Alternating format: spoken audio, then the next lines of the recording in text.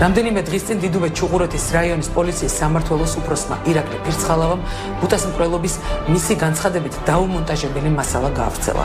ამ მასალის საკუთარი ინტერესების დასაცავად გამოყენება დაუყოვნებლივ სცადა მერაბიშვილის ყოფილმა პრესმდივანმა გურამ დონაძემაც, რომელიც სატელევიზიო ეთერში აცხადებდა, რომ ტელევიზიის ნებისმიერი თანამშრომელი განსაკუთრებული სირთულის გარეშე დარწმუნდებოდა კადრების ნამდვილობაში, კერძოდ იმაში, რომ ის დაუმონტაჟებელია.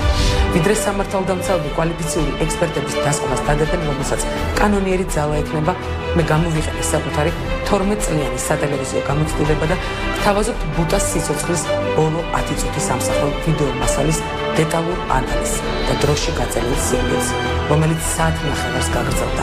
რა მოხდა 2004 წლის გიორგობას პანთეონთან? რაც ხდება მოწმე, რომელიც ინტერვიუზე მხოლოდ ანატომიასთან აღნიშნა თანახმა. სად წავიდა მეორე ტყვია? რატომ ამბობდნენ თავიდან, რომ ბუტა 2 ტყვით იქნა მოკლული? ვინ გაახო საქმიდან ექსპერტიზის დასკვნა, რომ თითქოს აღმოჩენილ იარაღზე ბიჭების თითების ანაბეჭდი იყო? ვინ ვის აბრალებს დანაშაულს და ვინ ცდილობს აირიდოს პასუხისმგებლობა 19 წლის ბიჭის მკვლელობაზე? ვინ გასცემს პასუხს შეკითხვაზე, შეიძლებოდა თუ არა ბუტას გადარჩენა შემდეგი 3 საათის დანაშაულის ინსცენირების ვიდეო ფირზე აღბეჭდისთვის რომ არ დაეთმოთ?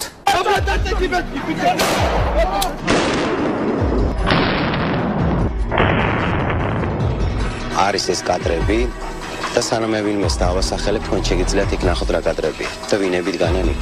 რაღაცა დაგეგმილია აქვს აშკარად, რაღაც მომზადებული არის ჩამოსული დონაძე, ეს ძალიან კარგად იკვეთება.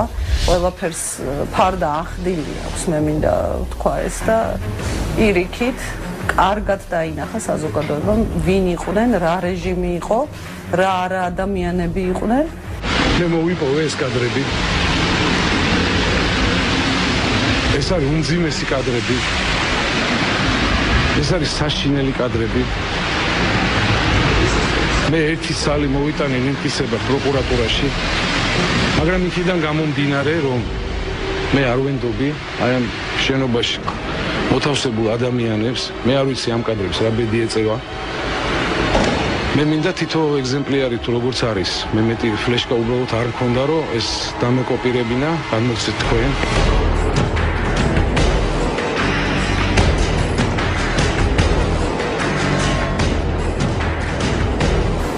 გავრცელებული ვიდეო მასალის ანატომიის მიერ სატელევიზიო ანალიზს არც კანონიერი ძალა აქვს და არც ჩვენ ვამტკიცებთ რამეს.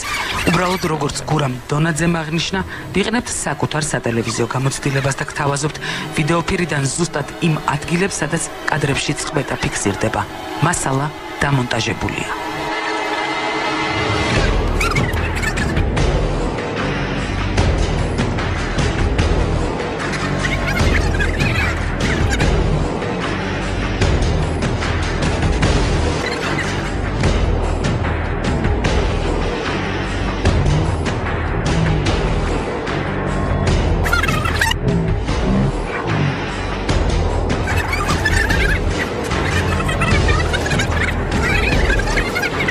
შემოთავაზებული ვიდეოფირის 29 წამზე დაფიქსირებულ საათზე 01 საათი და 20 წუთი ფიქსირდება. ზუსტად 1 წუთში მასალის პირველ წუთსა და 6 წამზე გადაღებულ საათზე კი უკვე 2 საათი და 50 წუთი ჩანს. უკვე 4 წამში დრო უკან ბრუნდება, რადგან კადრში მოხვედრილ საათზე 10 წუთით ადრეა, ანუ 2 საათი და 40 წუთია. დაახლოებით 15 წამში დრო 55 წუთით წინ მიდის, რადგან კადრში საათზე დაფიქსირებული დრო სავარაუდოდ აჩვენებს 3 საათსა და 35 წუთს. სულ რამდენიმე წამში კი ისევ უკან ვბრუნდებით. საათი კადრში 2 საათსა და 53 წუთს უნდა უჩვენებდეს. იგივე შემთხვევასთან გვაქვს საქმე მასალის მესამე წუთზე, როდესაც კადრებში დაფიქსირებული საათი კვლავ უკან ტრიალებს, რადგან ჩანს 2 საათი და 20 წუთი. ხოლო მასალის მეოთხე წუთზე საათის ისრები 3 საათსა და 25 წუთს შორის უნდა აჩვენებდეს. ასეთი ანალიზის მიხედვით მასალა არათუ დამონტაჟებულია, არამედ გადაღებული დროების მიხედვით თუ ვიმსჯელებთ, დანაშაულის სცენის იმიტაცია რამდენიმე საათს გაგრძელდა. ამას ერთ-ერთი მოწმე ჯერ კიდევ 6 წლის წინ ამბობდა. თავიდან მე აქ ვიწექი, მე აქეთ გადამაწვინეს, ვითომ გადამოვედი თუ არა ვესრო და ამირანიც იქით გადააწვინეს, რომ რაღაც ეგეთი სცენები დადგეს რა, ვითომ ამირანი გადმოვიდა ესროლა და იმან დაასწრო სროლა და რაღაც ეგეთი სცენა დადგეს.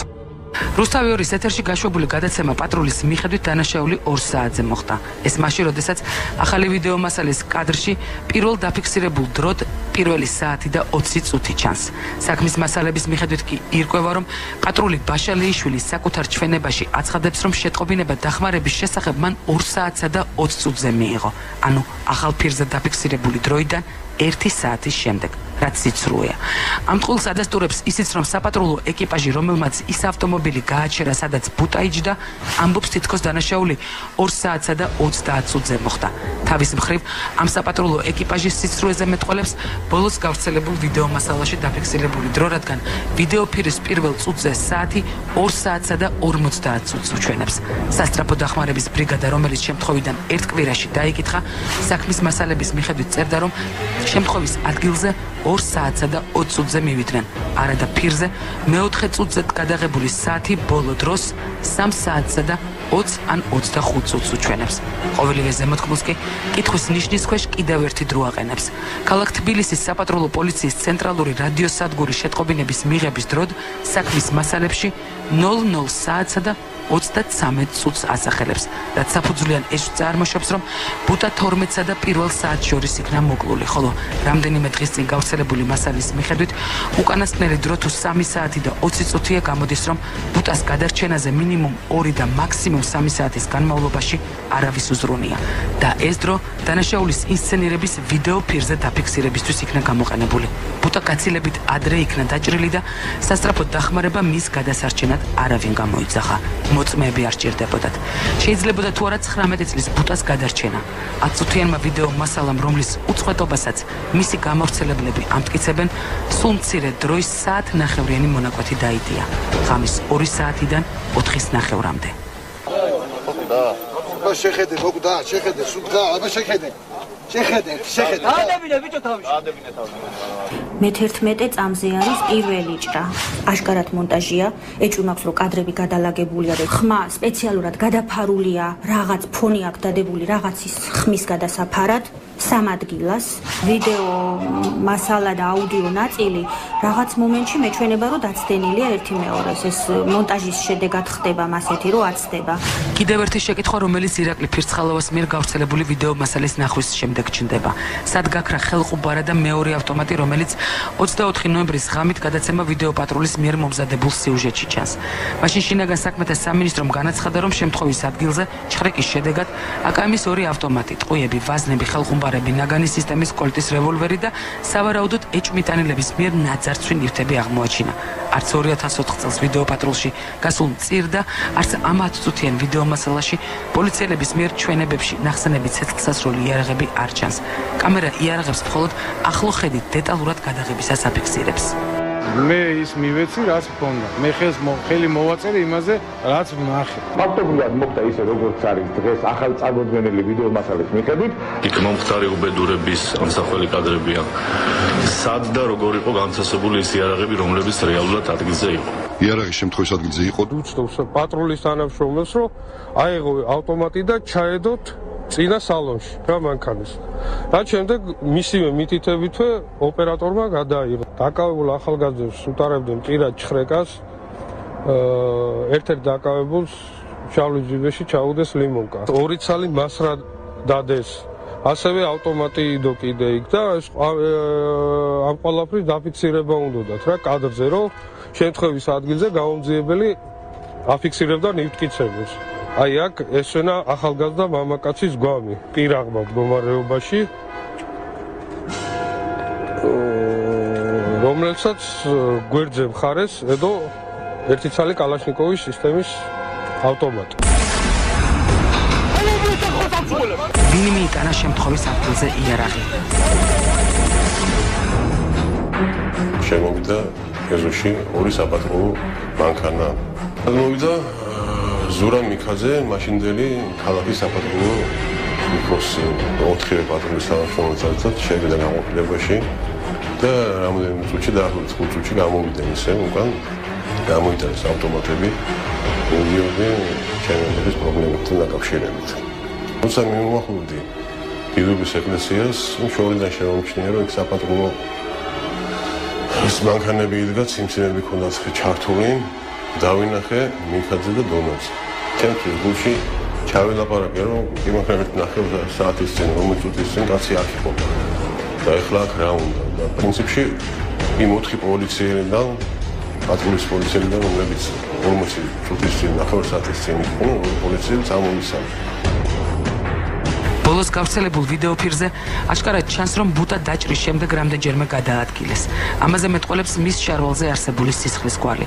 ხოლო კადრებში დაფიქსირებულ სხვაობაზე დროში საუბრობს ექსპერტის, რომელიც ამბობს, რომ დაჭრიდან რამდენიმე წუთში სისხლის ის რაოდენობა, რაც ფირზე ჩანს, თითქმის გამორიცხულია ტანსაცმელს შორის გამოსულიყო.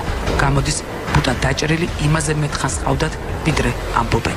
რა ხასიათის დაზიანებაც არ უნდა იყოს, 9 წუთი და 1 წუთის განმავლობაში ძნელად წარმოსადგენად მიმაჩნია მე, რომ აი ამ რაოდენობით სისხლი დაიღაროს, რომ რაც დაუშვათ იმ ვიდეო მასალაზე ჩვენს მიერ ვიტყვიან, ასე ვთქვათ, აღბეჭდილ მასალაზე ნანახი იქნება. ფაქტია, რომ ჩვენებების ცვლილების ფონზე დავა ერთადერთ რამეზე მიდის.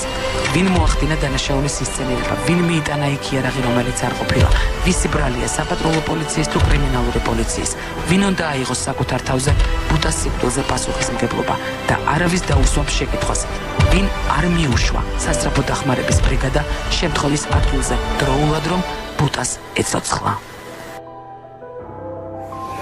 ძალიან გამაუბედურა შვილო დარგა.